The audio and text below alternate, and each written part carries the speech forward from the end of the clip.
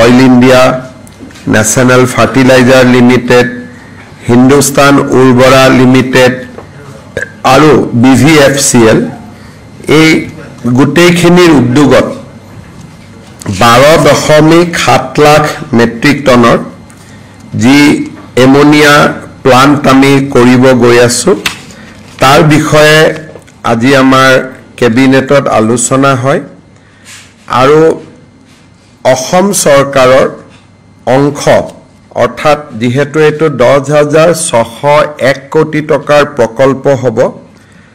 তাৰ 4,000 কোটি টকা অসম চৰকাৰে ব্যয় কৰিব লাগিব যেহেতু অসম চৰকাৰৰ অংশ এই নতুন কোম্পানীটোত 40% আজি ৰাজ্যৰ কেবিনেটে অসম চৰকাৰৰ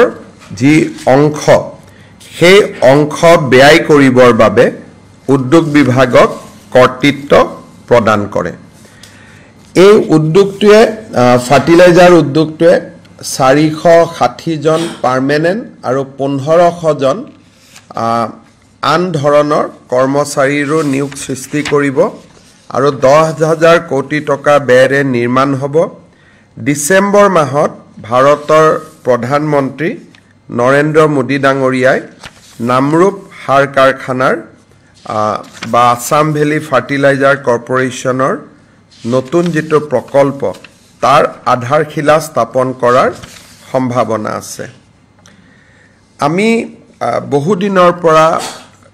ন্যায়াধীশ বিপ্লৱ শৰ্মা কমিটিৰ প্ৰতিবেদন আলোচনা কৰি আহিছিলো অসম চুক্তিৰ 6 নম্বৰ দফা অনুসৰি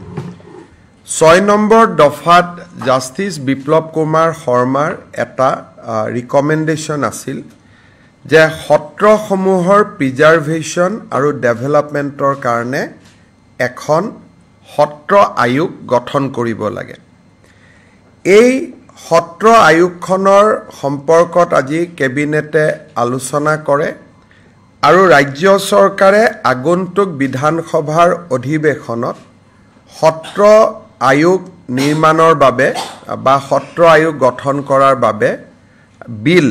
উত্থাপন কৰিবলৈ সিদ্ধান্ত গ্ৰহণ কৰে এই সত্ৰ আয়োগৰ অধ্যক্ষ হ'ব এজন হাই কোৰ্টৰ অৱসৰপ্ৰাপ্ত ন্যায়াধীশ এই সত্ৰ আয়োগত এজন ৰিটায়াৰ্ড গভৰ্ণমেণ্ট এমপ্লয়ী থাকিব at the level of secretary যোনে ৰাজহ আইন সম্পৰ্কে তেওঁৰ যথেষ্ট জ্ঞান আছে দ্বিতীয়তে সত্ৰসমূহৰ পৰা দুজন সত্ৰাধিকাৰ প্ৰভু ঈশ্বৰক চৰকাৰে মনোনীত কৰিব এই আয়োগখনৰ দায়িত্বৰ ভিতৰত থাকিব যে ডিস্ট্ৰিক্ট কমিশনাৰে বা ডিসি সকলে সত্ৰৰ ওপৰত দিয়া মাটিবাৰীৰ ওপৰত দিয়া যিকোনো ৰায়ক এই আয়োগৰ ওচৰত এপিল কৰিব পাৰিব দ্বিতীয়তে এই সত্ৰ আয়োগখনে মাটিবাৰীৰ সম্পৰ্কত যদি ডেপুটি কমিশনাৰে ব্যৱস্থা নলয় এই সত্ৰ আয়োগখনে নিজাকৈ তদন্ত কৰি তেওঁলোকে ব্যৱস্থা লবলৈ ডিসি আৰু ৰাজ্য চৰকাৰক নিৰ্দেশ দিব পাৰিব বিশেষকৈ এনক্ৰোচমেন্টৰ ক্ষেত্ৰত দ্বিতীয়তে এই সত্ৰ আয়োগখনৰ এটা পুঁজি থাকিব যাৰ দ্বাৰা হেৰিটেজ সত্ৰসমূহৰ মেইনটেনেন্সৰ দিশটো এই সত্ৰ আয়োগখনে চকু দিব আৰু এই সত্ৰ আয়োগখনে হাইকোৰ্ট আৰু ডিসিৰ মাজত এটা যদি কোনোবা ব্যক্তিয়ে ভাবে যে মই ৰায়তি আছিলো মই সত্ৰৰ মাটি পাব লাগে আগতে দেৱানী আদালতসমূহত গৈ সত্ৰসমূহৰ বিপক্ষে তেওঁলোকে কিছুমান জাজমেন্ট লৈ আহে এতিয়া সত্ৰ আয়োগৰ ওচৰতহে তেওঁলোকে এপিল কৰিব পাৰিব আৰু সত্ৰ আয়োগৰ পিছতহে তেওঁলোকে হাইকোৰ্টলৈকে যাব পাৰিব অৰ্থাৎ মাটিবাৰীৰ ক্ষেত্ৰত ৰাজ্য চৰকাৰ আৰু জিলা আয়ুক্ত সকলৰ ওপৰত এই সত্ৰ আয়োগখনে এটা ক্ষমতা পাব যি ক্ষমতাৰ জৰিয়তে সত্ৰৰ ভূমিসমূহ সংৰক্ষণৰ বাবে সত্ৰ আয়োগে সফল পদক্ষেপ গ্ৰহণ কৰিব পাৰিব ই অসম চুক্তিৰ 6 নম্বৰ দফাত জাষ্টিস বিপ্লৱ শৰ্মা কমিটিৰ ই এটা ৰিকমেণ্ডেশ্যন আছিলে এই ৰিকমেণ্ডেশ্যনটোক ৰাজ্য চৰকাৰে অকল গ্ৰহণ কৰাই নহয় ইয়াৰ ভিত্তিত আমি আগুৱাই গৈ বিল এখনো আমি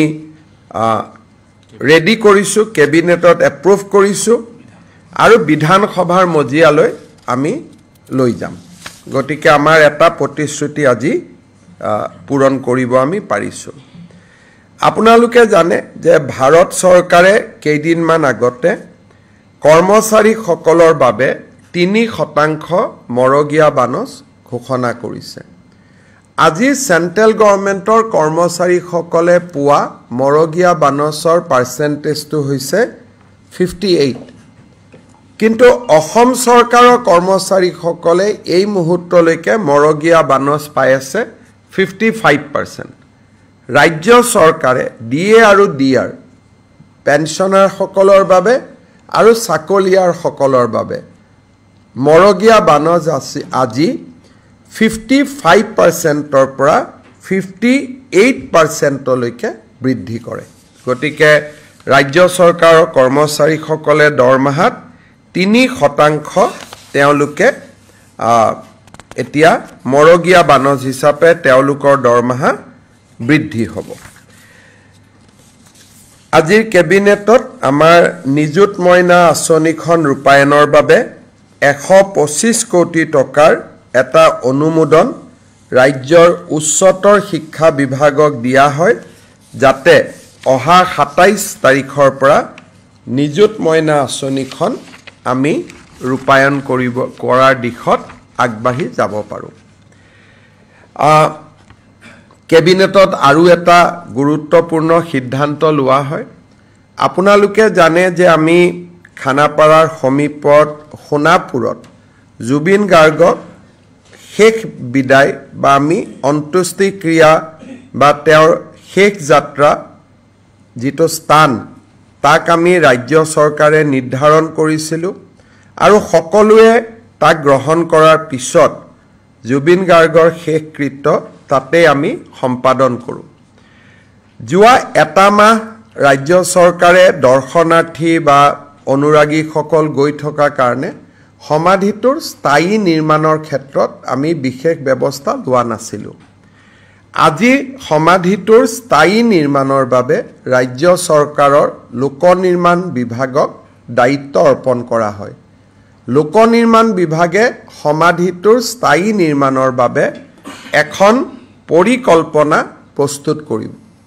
কিন্তু সেই পৰিকল্পনাখনক চূড়ান্ত ৰূপ দিবলৈ আজি ৰাজ্য চৰকাৰে কমিটি এখন নিৰ্মাণ কৰে অৰ্থাৎ কেনেকৈ হ'ব তাৰ প্লেনিংটো সেই কমিটিখনে অনুমোদন কৰাৰ পিছতহে ৰাজ্য চৰকাৰে ৰূপায়ণ কৰিব পাৰিব বিভাগটো হ'ব পিডব্লিউডি কিন্তু কৰিব লাগিব as per direction of this committee কমিটিৰ সদস্যসকল হ'ল শ্ৰীমতী গৰিমা গাৰ্গ শ্ৰীমতী পামী বৰঠাকুৰ শ্ৰী শ্যামন্ত গৌতম শ্ৰী পাৰ্থ সাৰথী মহন্ত শ্ৰী বীৰেন সিংহা শ্ৰীমতী অনুৰাধা শৰ্মা পূজাৰী শ্ৰী প্ৰাঞ্জল শইকীয়া শ্ৰী পুলক বেনাৰ্জী শ্ৰী দুলাল মানকি শ্ৰীমতী তৰালী শৰ্মা আৰু আমাৰ শংকৰদেৱ কলাক্ষেত্ৰৰ যুটীয়া সচিব সুদৰ্শন ঠাকুৰ এই কমিটিখনৰ আহ্বায়কৰ দায়িত্ব পালন কৰিব আকৌ এবাৰ ক'ব লাগিব শ্ৰীমতী গৰিমা গাৰ্গ পামে বৰঠাকুৰ শ্যামন্ত গৌতম পাৰ্থ সাৰথী মহন্ত বীৰেন সিংহা অনুৰাধা শৰ্মা পূজাৰী প্ৰাঞ্জল শইকীয়া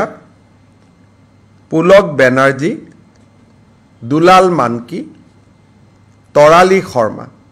আৰু সুদৰ্শন ঠাকুৰে এই কমিটিখনৰ আহ্বায়ক বা সচিবৰ দায়িত্ব পালন কৰিব আৰু এই কমিটিখনে যিখন প্ল্যান বা যিটো আৰ্কিটেকচাৰত অনুমোদন জনাব তাকেই ৰাজ্য চৰকাৰে ৰূপায়ণ কৰিব আমি ভাবো যে অহা এমাহ বা ডেৰ মাহ বা দুমাহৰ ভিতৰত যদি পৰিকল্পনাখন প্ৰস্তুত হৈ উঠে লগে লগে আমি সমাধি ক্ষেত্ৰৰ স্থায়ী নিৰ্মাণৰ বাবে আমি আগুৱাই যাব পাৰিম মৃত্যুৰ তদন্তৰ ওপৰত আজি আমাৰ কেবিনেটত কেইটামান গুৰুত্বপূৰ্ণ কথা আলোচনা হয় এছআইটি আমাক জনাইছে যে নৱেম্বৰ মাহৰ পিছত যিকোনো মুহূৰ্ততে তেওঁলোকে চাৰ্জশ্বীট দাখিল কৰিব পাৰিব অৰ্থাৎ যদিও ষ্টেটুটৰিলি তেওঁলোকৰ হাতত 90 দিন থাকে কিন্তু তেওঁলোকে ভাবে যে নৱেম্বৰ মাহৰ ভিতৰতে তেওঁলোকে তদন্ত সামৰি আদালতক অভিযোগনামা দিয়াৰ পথত আগবাঢ়িব নৱেম্বৰৰ শেষত হওক ডিচেম্বৰৰ ফাৰ্ষ্ট উইকত হওক কেবিনেটে আজি গুৱাহাটী উচ্চ ন্যায়ালয়ৰ মুখ্য ন্যায়াধীশক এটা ৰিকুৱেষ্ট কৰিবৰ বাবে সিদ্ধান্ত গ্ৰহণ কৰে যাতে এখন ফাষ্ট ট্ৰেক কোৰ্ট যাতে ন্যায় প্ৰদানৰ প্ৰক্ৰিয়া খুব সোনকালে হ'ব পাৰে কাৰণ মই দেখিছোঁ যে সকলোৱে জুবিন গাৰ্গৰ ন্যায় বিচাৰিছে জাষ্টিছ ফৰ জুবিন গাৰ্গ বুলি কৈছে আৰু ন্যায় আদালতে কৰে আদালতে বহুদিন সময় লয় ৰাইজে সেই সময়খিনি দিব বিচৰা নাই সেইকাৰণে আজি আমাৰ কেবিনেটত সিদ্ধান্ত গ্ৰহণ কৰা হৈছে যে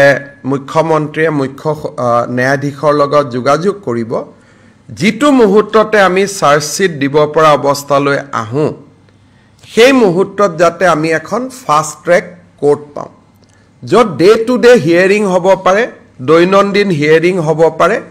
আৰু খুব সোনকালে এই অভিযোগনামাখনৰ ওপৰত আমাৰ বিচাৰ নিষ্পত্তি হ'ব পাৰে চ' ৰাজ্য চৰকাৰৰ আজি এইটো এটা কেবিনেটৰ সিদ্ধান্ত আছিল যে Guwahati high court should constitute a fast track court দ্বিতীয়তে ৰাজ্য চৰকাৰে এইটো সিদ্ধান্ত গ্ৰহণ কৰিছে যে ৰাজ্যৰ মহা অধিবক্তাৰ লগত আলোচনা কৰি আমি এজন স্পেচিয়েল পাব্লিক প্ৰচিকিউটৰ দিম যাৰ বেলেগ কোনো কাম নাথাকে তেওঁ কোৰ্টত অভিযোগনামা দাখিল কৰাৰ পৰা গোচৰটো ৰায়দান নোহোৱালৈকে তেওঁ যাতে এই কামটোতে নিৰন্তৰভাৱে লাগি থাকিব পাৰে সেইকাৰণে ৰাজ্য চৰকাৰৰ কেবিনেটে আজি এই ন্যায়ৰ প্ৰক্ৰিয়াক আগুৱাই লৈ যাবৰ বাবে এজন স্পেচিয়েল পাব্লিক প্ৰচিকিউটৰ আমি এপইণ্ট কৰাৰ বাবে সিদ্ধান্ত গ্ৰহণ কৰিছোঁ নাম আমি ঠিক কৰা নাই আমি ৰাজ্যৰ মহা অধিবক্তাগৰাকীৰ লগত আলোচনা কৰি আমি নামটো পৰৱৰ্তী সময়ত আপোনালোকক অৱগত কৰিব পাৰিম গতিকে আমি যিখিনি কাম সদায় কৰোঁ বা আমাৰ প্ৰত্যেকখন কেবিনেটতে আমি জাতি মাটিৰ কাৰণে আমি বহু সিদ্ধান্ত লওঁ সেইবিলাক আছিলেই তাৰ ওপৰত জুবিন গাৰ্গৰ আমাৰ দুৰ্ভাগ্যজনক মৃত্যু বা দুৰ্ঘটনা বা ষড়যন্ত্ৰমূলকভাৱে মৃত্যু এই গোটেই দিশটো তদন্ত কৰাৰ ক্ষেত্ৰত আৰু ন্যায়ৰ প্ৰক্ৰিয়াটোক আগুৱাই লৈ যাবৰ বাবেও আজি কেবিনেটে এই সিদ্ধান্তকেইটি গ্ৰহণ কৰে যোৱাকালি বাক্সা কাৰাগাৰৰ সন্মুখত যি ঘটনা সংঘটিত হ'ল তাৰ পৰিপ্ৰেক্ষিতত এই ঘটনাৰ লগত জড়িত কেইবাজনো ব্যক্তিক ৰাজ্যৰ আৰক্ষী প্ৰশাসনে চিনাক্ত কৰিছে ভিডিঅ'ৰ জৰিয়তে তেওঁলোকৰ আইডেণ্টিফিকেশ্যনৰ প্ৰক্ৰিয়া চলি আছে বৰ্তমানলৈকে যিসকল আইডেণ্টিফাই হৈছে তেওঁলোক হৈছে নুৰুল আলম তেওঁ মদুলিবাৰী বুলি গাঁৱৰ দ্বিতীয়তে মহিদুল ইছলাম তেওঁ all Bodoland minority students union যাক সৰুকৈ আমি ABMCU বুলি কওঁ তেওঁ ABMCUৰ কাৰ্যকৰ্তা দ্বিতীয়তে মুস্তাফা আহমেদ তেওঁ ABMCUৰ এজন কাৰ্যকৰ্তা ওচৰতে জেলৰ কাষতে দীঘলটঙা বুলি এখন গাঁও আছে সেই দীঘলটঙা গাঁৱৰ নিবাসী শিৱজন আলী তাৰ পিছত দীঘলটঙা গাঁৱৰে শহীদুল আৰু এজন ব্যক্তিক গ্ৰেপ্তাৰ কৰা হৈছে আহেলা মিয়া বৰ্তমান তেওঁ ডি ভোটাৰ হৈ আছে অৰ্থাৎ তেওঁ সন্দেহযুক্ত বিদেশী ট্ৰিব্যুনেলত তেওঁৰ কেছ চলি আছে ৰমিজ আলী তেওঁক গ্ৰেপ্তাৰ কৰা হৈছে আৰু 8 নম্বৰ অভিযোগকাৰী হ'ল আছিক আৰু 9 নম্বৰ জন হৈছে হৰে কৃষ্ণ পাঠক হৰে কৃষ্ণ পাঠক পূৰ্বৰ আসুৰ সদস্য আছিলে এতিয়া তেওঁ তাৰে এজন কা আন্দোলনৰ সময়ত তেওঁক আসুৰ পৰা খুব সম্ভৱ বহিষ্কাৰ কৰা হৈছিলে হৰে কৃষ্ণ পাঠক এই 9 গৰাকী ব্যক্তিৰ নাম পোহৰলৈ আহিছে আৰু চৰকাৰে ভিডিঅ' ফুটেজৰ জৰিয়তে আৰু এই ঘটনাৰ লগত জড়িত ব্যক্তিসকলক চিনাক্তকৰণৰ প্ৰক্ৰিয়া চলাই আছে হয়তো অহা কালি পৰহি আৰু অভিযুক্তৰ নাম পোৱা যাব ৰাতিপুৱা মন্ত্ৰী ৰঞ্জিত দাসক মই এইমছলৈকে পঠাইছিলোঁ যোৱাকালিৰ ঘটনাৰ লগত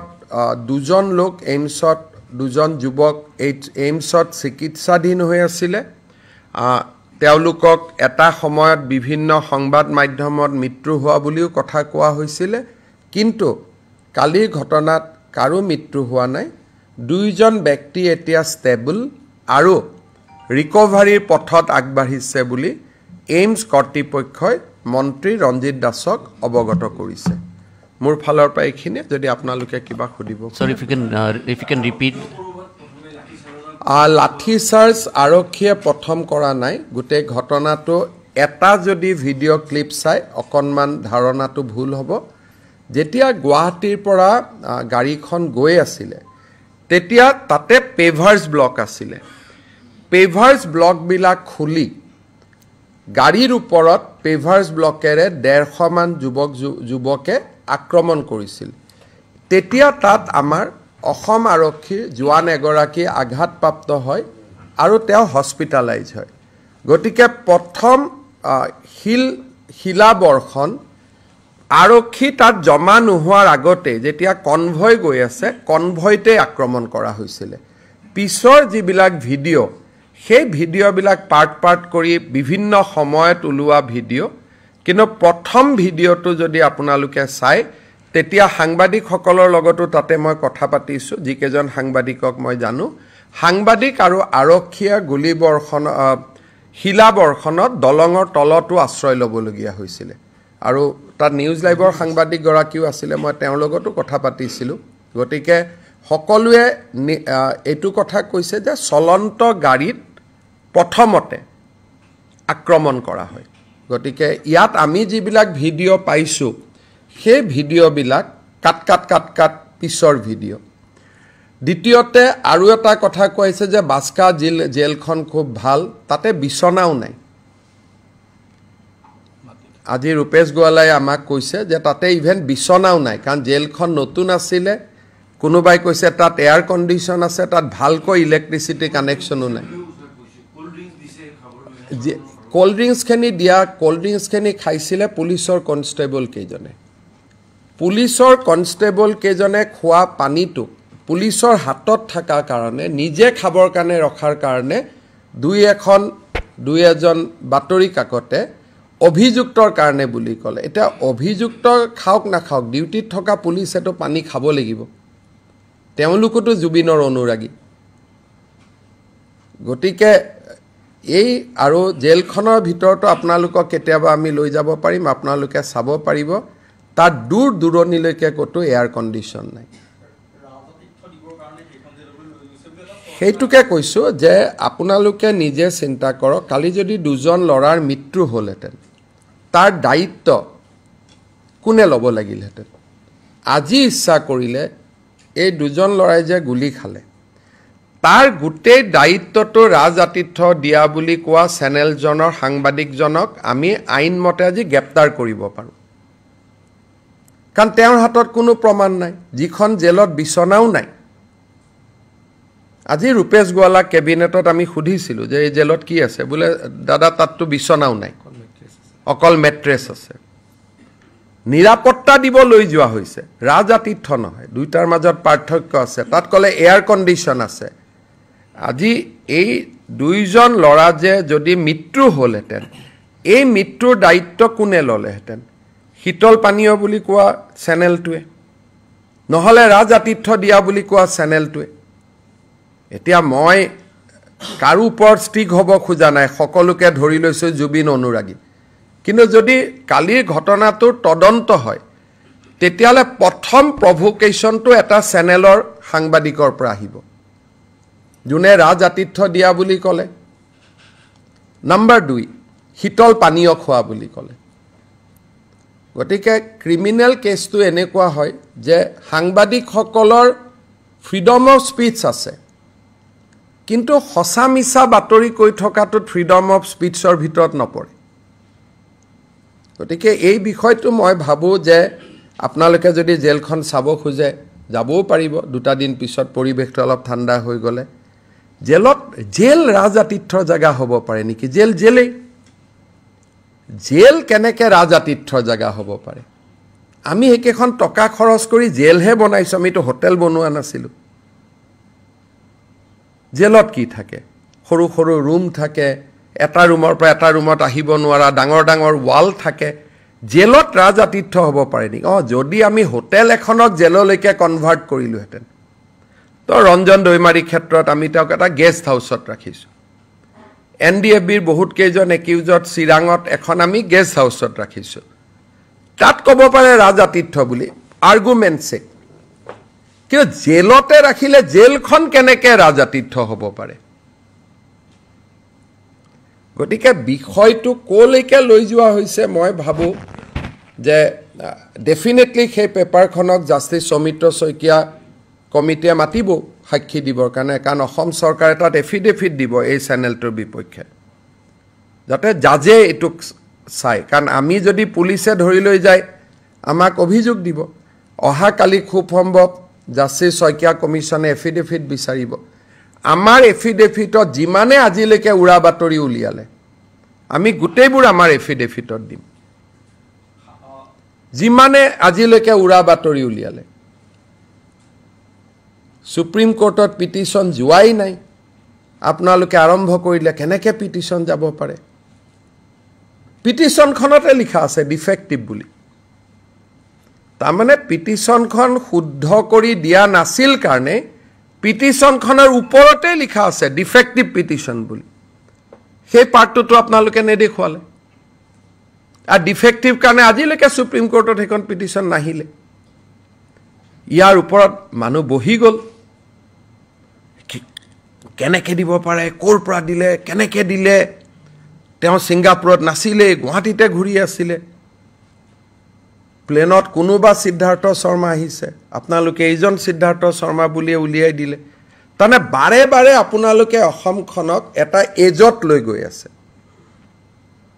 মই আপোনালোক মানে নাম ধৰি কোৱা নাই যে এইজন বাৰে বাৰে নিজৰ জননী জন্মভূমি ইমানটো দুৰ্ঘটনাৰ এজত লৈ যাব নালাগে কালি এই দুজন লৰা ছোৱালী যদি লৰাৰ মৃত্যু হলহেতেন আপোনালোকে কলেহেতেন অসম চৰকাৰে জবাব দিয়ক কিন্তু আসল দুখটো কাৰ ওপৰত আছিল ৰাজাতীৰ্থ জীৱনত জুনে বাক্সা জেল দেখাই নাই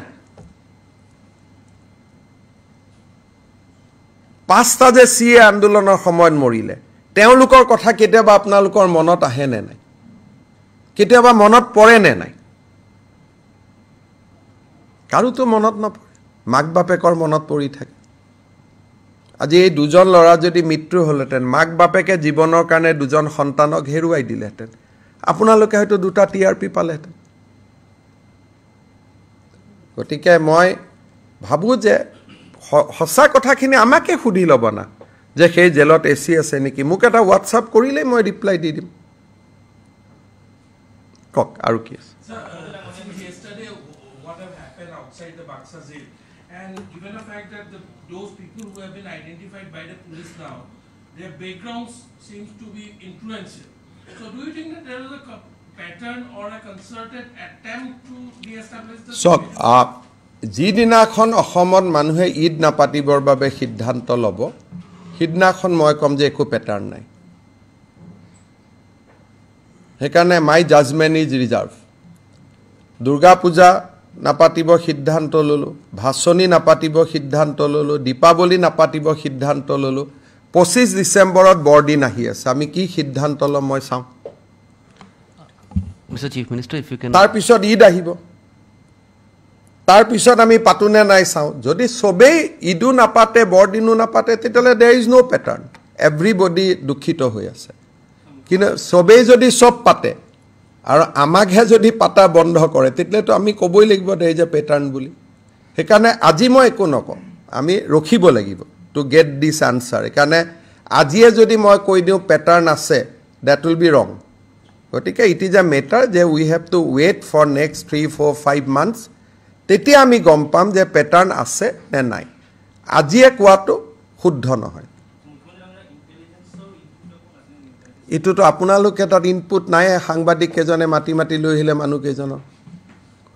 ইনপুটটো পুৰা ইনপুট তাত কোনো নাছিল গোটেইখিনি পেপাৰৰ সাংবাদিকখিনি তাতে গুট খাই মাটি মাটি আনিলে লৰা ছোৱালী কেইটাক তাৰ পিছত তাতে আৰম্ভ কৰিলে যে বাক্সাত লৈ আহিছে জুবিনৰ হত্যাকাৰী বুলি that is the first step তাৰ পিছত দিঘলটঙা গাঁৱৰ পৰা মানুহখিনি গুছি আহিলে ওচৰত 11টা বজালৈকে তাত কোনো নাই আপোনালোকৰ চেনেল বিলাকতে লাইভ হৈ আছে এটা জনশূন্য মই মোৰ নিজৰ কোনো ইনফৰমেশন নাই আপোনালোকৰ চেনেল বিলাকতে চাব তাত এজনো মানুহ নাছিলে প্ৰথম অৱস্থাত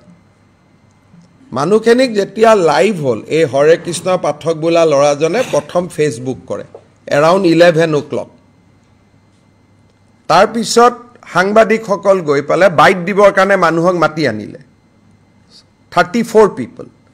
তাৰ পিছত বাইট দি থাকুতে দিঘলটঙা গাঁৱৰ পৰা এই মানুহখিনি ওলাই আহিলে তাৰ পিছত লাহে লাহে মানুহ জমা হল গতিকে আৰু ইন্টেলিজেন্স কোড থাকিব আমিতো লগে লগেহে গম পাইছো যে আমি গুৱাহাটীত ৰাখিব নালাগে বুলি কোৰ্টে অৰ্ডাৰ কেইটাত দিছে 10:30 বজাত 10:30 বজাত আপুনি কি ইন্টেলিজেন্স যোগাৰ কৰিব আমাৰ হাতত অপচন আছিল যে নলবাৰীত লৈ যাওঁ বা মঙ্গলদৈত লৈ যাওঁ বা আমি বাক্সাত লৈ যাওঁ কাৰণ আমি বহুত দূৰটো এখন গাড়ী চলাই যাব নোৱাৰি গতিকে আমাৰ হাতত অপচন আছিল যে গুৱাহাটীৰ পৰা 1 ঘণ্টাৰ ভিতৰত আমি যতে পাৰো তাত লৈ যাওঁ জাজে কলে ৰাখিব নালাগে বুলি গুৱাহাটীত জুডিচিয়াৰী মুখ্য ন্যায়িক দণ্ডাধীশে কলে যে তেখেতক গুৱাহাটীত নাৰাখিব কাৰণ তাত অজয় ফুকন আছে তাত ভিক্টৰ দাস আছে তাত আলফা আছে আৰু ৰাখা না আমিতো আমাক যতে জুডিচিয়াল কাষ্টডি মানে কি ন্যায়িক কাষ্টডি আজিৰ পৰা তেওঁ আমাৰ কাষ্টডিত নহয় জুডিচিয়াল কাষ্টডি ন্যায়িক জিম্মা কোড হ'ব হেতু ন্যায়ালয়ে নিৰ্ধাৰণ কৰে গমে পোৱা নাছিলে নহয় তেওঁলোকক আগদিনা আমি ইন্ডিকেট কৰি ৰাখিছো যে যদি কোৰ্টে কিবা কাৰণত গুৱাহাটী জেলত নাৰাখে তেতিয়া আমি 6-7খন জেলক ইন্ডিকেট কৰি ৰাখিছিলো মঙ্গলদৈ নলবাৰী বাক্সা গোৱালপাৰা গুৱাহাটীৰ কাষত যিমান মৰিগাঁও গোটেইকেখন জেলকে আমি কৈ ৰাখিছিলো যে ভাই যাব পাৰে কাৰণ আমিতো নাজানো আমি ভাবিছিলো যে কোৰ্টে কোনোবা এখন জেলৰ নাম ধৰি দিব যেতিয়া কোৰ্টে কলে যে তোমালোকে গুৱাহাটীৰ বাদে যতে ইচ্ছা তাতে লৈ যোৱা তেতিয়া আমি সিদ্ধান্ত ললো যে নলবাৰী জিলা আৰু গুৱাহাটী জেলৰ মাজত কোনো পাৰ্থক্য নাথাকিব ইয়াত কয়েদি কম আছে তো তাতে লৈ যাম এটা মই কি কম কালিলৈকে হিতেশ দেৱ শৰ্মাই মোৰ এগেইনষ্টতে লিখি থাকে এটা মইও কম এটো মোৰ বিৰুদ্ধে বাপেক পুতেকৰ ষড়যন্ত্ৰ বুলিহে ক'ব লাগিব এটা ডাঙৰ কথা হৈছে যে যি সকলে মোৰ প্ৰতি আক্ৰমণ কৰে দুদিন পিছত আপোনালোক প্ৰথম অৱস্থাত তেওঁলোক আপোনালোকৰ লগত হিতেশ দেৱ শৰ্মা ইমান দিন আছিল আপোনালোকৰ লগত মানে আপোনালোক আৰু হিতেশ দেৱ শৰ্মা মোটামুটি এটা কেম্পতে আছে কালি পৰা কেম্পটো ভাঙি গল এটা হিতেশ দেৱ শৰ্মাক যদি মই কিবা কৰো অহা যোৱা কালি যদি মই কিবা কৰিলেতেন আপোনালোকে তো মোক একদম পিঠি ফালি দিলে আৰু হিতেশ দেৱ শৰ্মা মোৰ মানুহ নহয় আপোনালোকৰ মানুহ এটা কৰিব লাগে নে নালাগে আপোনালোকে কক তেওঁ আপোনালোকৰ হে মানুহ তেওঁটো গোটেই ফেসবুক খনত মোৰে এতিয়াতো মই উল্টাই ক'ব খোজো যে আমাক বেয়া পোৱা মানুহখনে শত্ৰুতামি কৰি কালি গোটেই ঘটনাটো কৰিলে থ্ৰ হিতেশ দেৱ শৰ্মা তেওঁ লৰা তেনেকেও মই ক'ব পাৰো কিন্তু মইতো এইটো কথা কোৱা নাই because as a CM I cannot be unreasonable মোক বহুতে কৈ আছে যে স্যাৰ কৈ দিয়ক গীতাৰ্থই কৰি দিলে হিতেশ দেৱ শৰ্মা তো আপোনাৰ এগেইনষ্টৰ মানুহ এই ইকোসিস্টেমৰ মানুহ আমাৰ বিৰোধী সিস্টেমটোত গতিকে কৈ দিব পাৰিব যে এইটো কংগ্ৰেছে ষড়যন্ত্ৰ কৰিলে মইতো এইটো কোৱা নাই মইতো উল্টাই ডিফেণ্ড কৰিছোঁ শত্ৰু হওক বন্ধু হওক মইতো উল্টাই ডিফেণ্ড কৰিছোঁ যে যেটো পংকজে প্ৰশ্ন কৰিলে মইতো তাৰ লগত হাওঁবৰ দিব পাৰিলোহেঁতেন যে গোটেই ঘটনাটো হিতেশ দেৱ শৰ্মা লৰাই কৰিলে বুলি এইটোতো নহয় যিটো নহয়তো ক'ব লাগিব তাততো টাইমাৰটো চালে গম পাব ঘটনাটো কেইটাৰ ইটো ঘটনা কেইটাৰ তেওঁ কি কৰিছে কি কৰা নাই তদন্ততটো সব আহিব কিন্তু হিতেশ দেৱ শৰ্মা কাৰ মানুহ পিছত লাষ্ট 3 মাহ কাৰ মানুহ 6 মাহ কাৰ মানুহ আপোনালোকৰ মানুহ এই গোটেই ঘটনাটোতো তেওঁৰে ফেচবুক পোষ্ট সাৰ্কুলেশন হৈ আছে এনেকে মানুহবোৰ খৰি গৈ থাকিব সবৰ পতে যেতিয়া এটা ঘটনা হয় গুলি চালনা হয় তাৰ এটা দণ্ডাধীশ পৰ্যায় তদন্ত হয় এটো ৰুলতে আছে গতিকে তদন্ত ডেফিনেটলি হ'ব পুলিচে গুলি খুলিলে তদন্ত হয় যে কিয় গুলি খুলিলে তাৰ উত্তৰ পুলিচে দিবই লাগিব কোৰ্টক গতিকে তদন্তটো অনিবাৰ্য কোনো কাৰো ব্যক্তিৰ বিৰুদ্ধে নহয় ঘটনাটোৰ ওপৰত হ'ব আৰু যোনে সাক্ষী দিয়ে যেনেকৈ আপোনালোকে যদি গৈ কয় যে এইটো মোৰ লগত ভিডিঅ' আছে টাইমিং ইজ 10:30 বেলেগ কথা কিন্তু আৰু ভিডিঅ' আছে যে এইটো বহুত পিছৰ টাইমিং হয় কাৰণ তেতিয়ালৈকেতো ময়ে যোগাযোগ কৰি আছোঁ এইটো ঘটনাৰ সময়লৈকে ময়ে টিভি চাই আছোঁ বাৰে ময়ে ফোন কৰি আছোঁ এইটোতো একদম লাষ্টৰ কথা কিমান পুলিচ আহিলে কিমান নাহিলে মই ডিজিপিক ফোন কৰি আছোঁ ডিজিপিও বেচেৰা দিল্লীত আছিল নাছিলেতো কাৰণ আমিনো কেনেকৈ জানো তাত যে মানুহ তাত যে যাব আমাৰ যদি ৰাজ আতিথ্য দিয়া প্লেন থাকিলেতেন তাততো আমি এইবিলাকে গোটেই খেলি মেলি কথা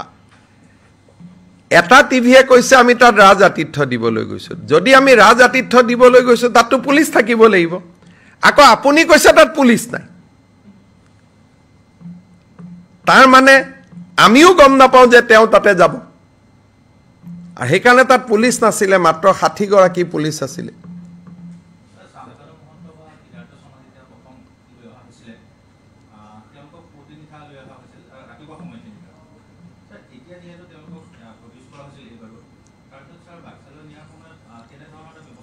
আমি একাৰণে কৰিব নোখোজিলোঁ কাৰণ যি সময়তে জুডিচিয়েল কাষ্টডি দিয়ে তাৰ পিছত পুলিচে ৰাখিব নোৱাৰে আইনে সেইটোক নামানে তেওঁক যদি ৰাখিব খুজিলোহেঁতেন আমি মেজিষ্ট্ৰেটৰ কাষতে বহাই থ'ব লাগিব বা মেজিষ্ট্ৰেটৰ লগত যে এটা সেল আছে তাতে ৰাখিব লাগিব আৰু স্বাভাৱিকভাৱে আমাৰ সদায় চিন্তা থাকে যে ৰাজধানীৰ পৰা আমি অতৰাই লৈ যাম তেওঁক যে আমি অলপ পানবজাৰ ষ্টেচনলৈকে লৈ আহিলোঁ ডিচাইড কৰাৰ কাৰণে সেইটো ৰং জুডিচিয়েল কাষ্টডিৰ পিছত কোৰ্টৰ অৰ্ডাৰ নোহোৱাকৈ পুলিচে আনিব নোৱাৰে তেওঁ যেতিয়াই আমি তেওঁক 14 দিন হোৱাৰ পিছত প্ৰডিউচ কৰি দিলোঁ তেখেতসকল ন্যায়ালয়ৰ প্ৰপাৰ্টি হৈ গ'ল তাত আৰু আমি ৰাতিলৈকে যিবিলাকে কৈছে যে গধূলিলৈকে লৈ যাব পাৰিলেহেঁতেন ৰাতি লৈ যাব পাৰিলেহেঁতেন সেই অনুমতিটো পুলিচৰ নাথাকে ইমানখিনি সময় যিটো আমি ৰাখিলোহেঁতেন that would have been illegal custody আহিব লাগে খালি 28 দিনৰ পিছত আহিছে জ্যোতিৰাদিত্য সিন্ধিয়া কিৰণ ৰিজিজু প্ৰথম দিনা আহিলে তেওঁ 28 দিনৰ পিছত আহিছে তাৰমানে জুবিনৰ মূল্য ইমানেই আছে মানে আমাৰ দুখন বিয়া থাকে এখন মেইন বিয়া এখন বাহি বিয়া আমি বিচাৰিছিলোঁ যে কংগ্ৰেছ দলৰ এজন জ্যেষ্ঠ ব্যক্তি জুবিনৰ সমাধিত আমাৰ লগত থাকক অন্ত্যেষ্টিক্ৰিয়াত আমাৰ লগত থাকক যোনে নহওক প্ৰিয়ংকা গান্ধীয়ে হওক ৰাহুল গান্ধীয়ে হওক কোনো আপত্তি নাছিলে কাৰণ এইটোতো অৰাজনৈতিক আজিও আহিছে আমি ভাল পাইছোঁ খালি 28 দিনৰ পিছত আহিছে সেইটো আমি মনত ৰাখিব লাগে ভূপেন হাজৰিকাৰ ক্ষেত্ৰত একেবাৰে নাহিলে জুবিনৰ ক্ষেত্ৰত যি নহওক 28 দিনৰ মূৰত আহিব বুলি শুনিছোঁ অলপ ইম্প্ৰুভ হৈছে অসমৰ ক্ষেত্ৰত কিন্তু কংগ্ৰেছৰ ঘড়ী এতিয়াও 28 দিন পিছতে দৌৰে আমাৰ হিয়াৰ আমঠু জুবিন গাৰ্গৰ ক্ষেত্ৰত 28 দিন পিছত ঘড়ী কাটা চলাটো অলপ দুৰ্ভাগ্যজনক বুলিয়ে ক'ম তথাপিতো দেৰ হয় দুৰুস্ত হে দেৰিকৈ হ'লেও আহিছে গতিকে আমি অইন দিনাখন আহিলে মই কিবা কিবি বেয়াকৈ কওঁ কিন্তু কালি যেহেতু জুবিন গাৰ্গৰ কাৰণে আহিছে মই স্বাগতম জনাইছোঁ মুকু যদি মাতে সেইখিনি সময়ত আপুনিও থাকিব গৰিমা গাৰ্গৰ ওচৰত ময়ো যাব পাৰোঁ কোনো কথা নাই Mr. Chief Minister, today the cabinet has taken some very key decision in terms of the Zubin Garg investigation. If you can briefly tell in English. Today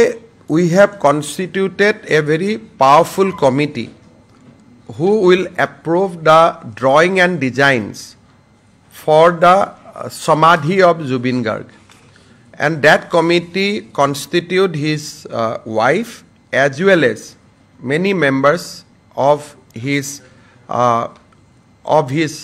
close family and friend circle. We have included them. Second, we have decided to constitute a fast track court because we have been given an understanding by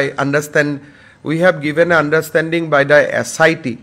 that they will be able to file the search sheet on time. And in fact, going one step forward, they have already unraveled the basic motive of the entire incident, and SIT has actually progressed very, very commendable way. Finally, along with a fast track court, we have decided to appoint a special public prosecutor as per recommendation of the Advocate General of Assam. Finally, we are also thankful to the Singapore government for allowing Assam police team to visit Singapore on 21st. That was a constant request Assam government has made. Yesterday when I met Dr. Joy Shankar, External Affairs Minister, he immediately called Singapore authority and he conveyed my uneasiness of not allowing Assam police team to visit Singapore. Because of the interference at the level of External Affairs Minister Dr. Joy Shankar, today Singapore has approved the visit of Assam police team. The Singapore police position was very clear. They met me, the High Commissioner met me. They said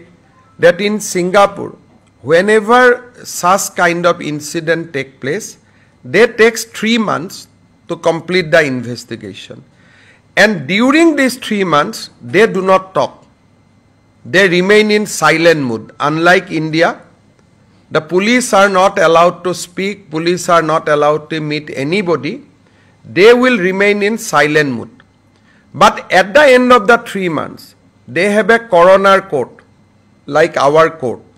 There they will put up the report. But after that, everything is public. You can see the report, you can argue in favor or for the reports. So they said that for 3 months, Singapore police must be given time. They cannot speak. That is why they have initially very reluctant to speak with Assam police. But now, because of the insistence of Dr. Joy Shankar, I also in my limited way, I also tried to convince them. So they have made a very, very special dispensation and allowed our police to visit Singapore. Also, Mr. Chief Minister, if you see during this entire course of time, ever since Zubin Garg's mortal remains came, Assam police have been able to handle the situation very well. We saw there were attempts to disrupt peace in the airport, there were attempts in the Samadhi Sthal. Yesterday's Baksa incident, do you think somewhere, because we all were present, somewhere there was a lack of coordination? Because we got a court order at the 11th hour. So we have to decide out of 4 or 5 options, one option immediately. Because we cannot take the people in a long driving position. We could have taken them to Dhubri, we could have taken them to Difu, but that requires 5 hours of journey. So the police calculated that which is the jail where they can go immediately. We decided Baksa because normally Baksa there is hardly any law and order situation. People are very nice and cooperative. That is why we decided Baksa, not me, by the police, and they have just shifted them because once judicial custody is allowed, you cannot have him with you. in police custody. So in the process, there was some, I think you have seen the instigation. And if you look at the press interview prior to their incident, the kind of question was put by press to the common people, all these things I think will go to Justice Soumitra Saikia's commission and things will come whose laps it was.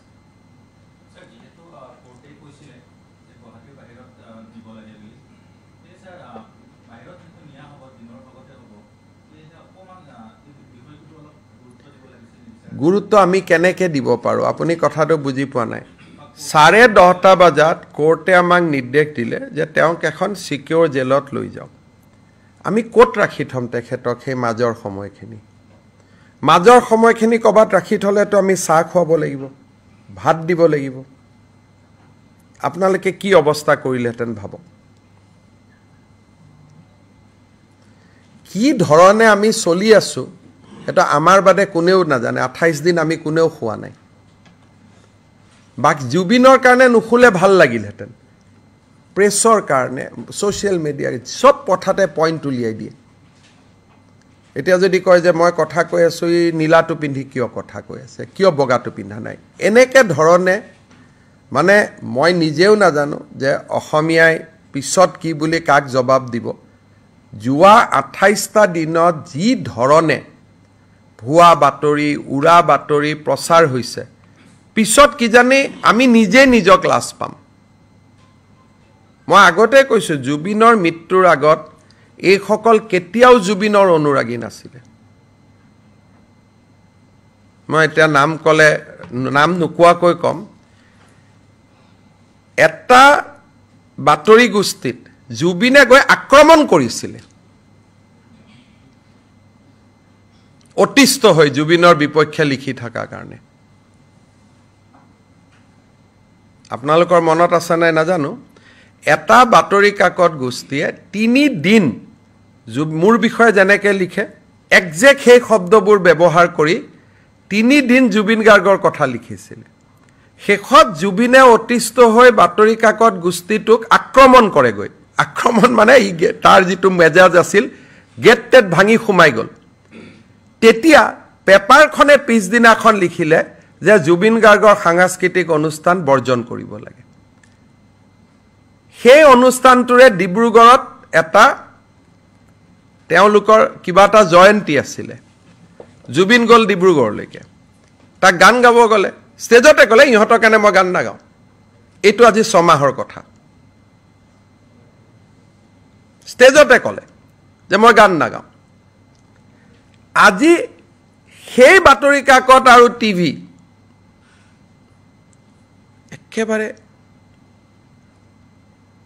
অমুক কৰিছে তমুক কৰিছে শীতল পানীয় গতিকে মই নিজে বুজি নোপোৱা হৈ গৈছো যে আমি কোনখন অসমত আছো এই গুটে কথাটো মই আকৌ এবাৰ কৈছো যে জুবিনৰ যেতিয়া ডিব্ৰুগড়ত বেমাৰ হৈছিল তেতিয়া বিশেষ বিমানেৰে অসম চৰকাৰে জুবিনক দিল্লীলৈকে লৈ গৈছিল পিছদিনাখনটো গুটে বাতৰি কাকত বিলাকে মোক গালি দিছিল আজি কৈছে চাৰ্টাৰ দি কিয় জুবিনক লৈ আহা নাই তেতিয়াও মই ভয় খাই আছিলো কিনাখন কি জানি চাৰ্টাৰ দি জুবিনক লৈ হিমিয়াত গালি গালাজ কৰে গতিকে এই গুটে পজিশন বিলাক আপোনালোকেও পিছত আই থিংক যিখন অভিযোগনামা দাখিল হ'ব সকলোৱে বহুত আচৰিত হ'ব নতুন নতুন বহুত তথ্যও পাব আৰু that will be a it will not be a very easy গুটে বস্তুটো জাতিটোক এবজৰ্ভ কৰোতে সময় লাগিব অভিযোগনামাখন কাৰণ তাত বহুত কথা থাকিব গতিকে তেতিয়া আপোনালোকে নিজকে নিজে এবাৰ চোৱাৰ সময় পাব মইতো আচৰিত হৈ যাম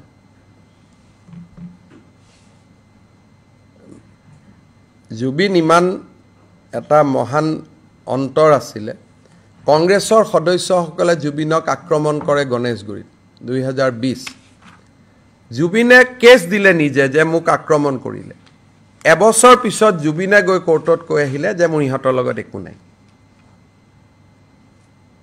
আপোনালোকে জানে নাজানে মই নাজানো মই ষ্টৰীটো কৈ দিছো 2020ত গণেশগুৰি ফ্লাইঅভাৰ তলত যুৱ কংগ্ৰেছৰ ল'ৰাসকলে জুবিনক আক্ৰমণ কৰে আক্ৰমণ কৰাৰ পিছত জুবিনে নিজে কেছ দিয়ে নিজৰ হাতৰ চহী দি এবছৰ পিছত জুবিনে আদালতত গৈ কয় যে ল'ৰাকেইটাৰ লগত মোৰ একো দুশ্মনী নাই ইহঁতক এৰি দিও গতিকে এই উত্থান পতান বহুতবিলাক আপছ এণ্ড ডাউন আছে পিছত যেতিয়া এইবিলাক ঠাণ্ডা হৈ যাব তেতিয়া মই কম মই আজি ৰাতিপুৱা মোক এজনে 3খন পেপাৰ দি থৈ গৈছে ইমান ফুল পেজ যেনেকৈ মোৰ এগেইনষ্টত কেতিয়াবা প্ৰেছৰ গোটেই পেজবোৰ লিখি দিয়ে ওপৰৰ পৰা তললৈকে তাত মানে প্ৰধানমন্ত্ৰীৰ বাতৰিও নাথাকে ৰাষ্ট্ৰপতিও নাথাকে অকল ময়ে যেনেকৈ তলৰ পৰা ওপৰলৈকে থাকোঁ তেনেকৈ ধ্ৰুৱ 3 দিন 3 দিন জুবিন গাৰ্গক একেবাৰে শেষ কৰি দিলে পবিত্ৰই কৈছে দাদা মোৰ মনত আছে মোক ফোন কৰিছিলে জুবিনে মোকো লগ কৰিছিল যাবৰ কাৰণে তাতে ৰাতি তাতে গৈ পেলাই জুবিনে আক্ৰমণ কৰি দিলে মোৰ ভাষা নহয় বাতৰি কাকতখনে লিখিলে আমাৰ কাৰ্যালয়ত জুবিনৰ আক্ৰমণ বুলি ভাষাটো মোৰ নহয় জুবিনে হয়তো আক্ৰমণ কৰাও নাছিলে বাতৰি কাকতখনে লিখিলে মোৰ কাৰ্যালয়ত জুবিনৰ আক্ৰমণ এতিয়া তেওঁলোক জুবিনৰ অনুৰাগী হলো আমি বেয়া হৈ গলো আমি কি কৰিম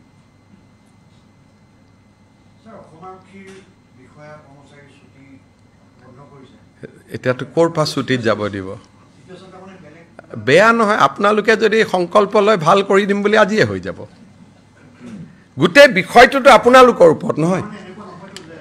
আপোনালোকে যদি আজি সংকল্প লয় যে জুবিন গাৰ্গৰ মৃত্যু হত্যা দুৰ্ঘটনা এই বিষয়টো লৈ আমি এছআইটিয়ে দিয়া নিউজৰ বাদে একো নচলাওঁ সব পুলিচক মই ছুটিত যাব দি দিম মই নিজেও ছুটিত গুচি যাম গোটেই সমস্যাটো ক'ত আছে ভুৱা পোষ্টমৰ্টেম ৰিপৰ্ট কোনোবাই দেখুৱাই নেকি কি কৰি আছো আমি অলপতো চাব লাগিব আৰু এইবিলাকৰ ৰিজাল্ট কি হ'ব কালি আপোনালোকে কৈছে পানবজাৰ থানাত যদি গণ্ডগোলটো লাগিলহেঁতেন সেইখিনি সময়ত স্কুলৰ ল'ৰা ছোৱালী আপ এণ্ড ডাউন কৰে তাতে যদি পাথৰবাজি হ'লহেঁতেন কিমান বাচ্চাৰ কি হ'লহেঁতেন আপোনালোকে চিন্তা কৰকচোন গতিকে কিটো ধৰণে মই পাৰ কৰিছোঁ সময়খিনি ময়ে বুজি পাওঁ সেইটো আৰু বেলেগে বুজি নাপায় হ'ব আৰু আছেনে বাকী ইমান ক'লোঁ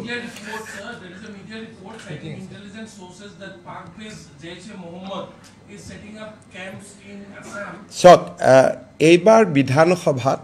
দুখন ডাঙৰ আইন আহিব আৰু এই দুইখন আইনৰ জৰিয়তে আমি যেটো কৈছিলোঁ জাতি মাটি ভেটি দুটা শেষ গজাল মাৰিবৰ কাৰণে আমি চেষ্টা কৰিম আজিয়ে মই আইন দুখনৰ বিষয়ে ক'ব খোজা নাই নেক্সট কেবিনেটত এপ্ৰুভ হোৱাৰ পিছত কম সো জুবিনৰ ঘটনাটোক লৈ আমি যেনেকৈ দুঃখিত তদন্তৰ প্ৰক্ৰিয়া ক্ষিপ্ৰগতিত কৰি আছোঁ আমি আমাৰ মেইন কামটোক এৰি দিয়া নাই আমি আমাৰ মেইন যেটো জাতি মাটি ভেটি তাতে আমি লাগি আছোঁ আৰু আপোনালোকে দেখা পাব যে অহা কেবিনেটত আমি দুখন অহা বা তাৰ কেবিনেটত দুখন ডাঙৰ আইন আমি আনিম যেটো 25 নৱেম্বৰত বিধানসভাৰ মজিয়াত আমি লে কৰিম কাৰণ জেসি মহম্মদক কিবা এই যে 8জন লৰাই হ'ল আজি মই অভিযোগ কৰা নাই তেওঁলোক জেনুইন ইনোসেন্ট হ'ব পাৰে কিন্তু এটা প্যাটাৰ্ন এটাটো আপোনালোকে দেখা পাইছে আজি মই একো কোৱা নাই যদি অহা বছৰ সকলো মানুহে কৈ দিয়ে যে আমি ঈদো পালন নকৰো হিন্দুৱে যেহেতু দীপাৱলী জুবিনৰ কাৰণে পালন নকৰিলে আমি ঈদো পালন নকৰো তেতিয়ালেতো মই মানে ক'ব লাগিব যে হয় এটো কোনো ষড়যন্ত্ৰ নাই একো নাই এটো এটা খুব ধুনিয়া পৰিবেশ এটা অসমত নিৰ্মাণ হৈছে কেশৱ দাহিনান ভাষণত কৈছে যে জুবিনৰ মৃত্যুৱে যিখন অসমৰ পৰিবেশ গঢ়ি দিলে বুলি এজিপিত কৈছে কিন্তু পৰিবেশটো গঢ়ি দিলে নে নাই তাৰ কাৰণে বৰদিন খ্ৰীষ্টমাছ ঈদলৈকে ৰখিব লাগিব আজি এটো ক'ব নোৱাৰে হয় নে নহয় বহুত বহুত ধন্যবাদ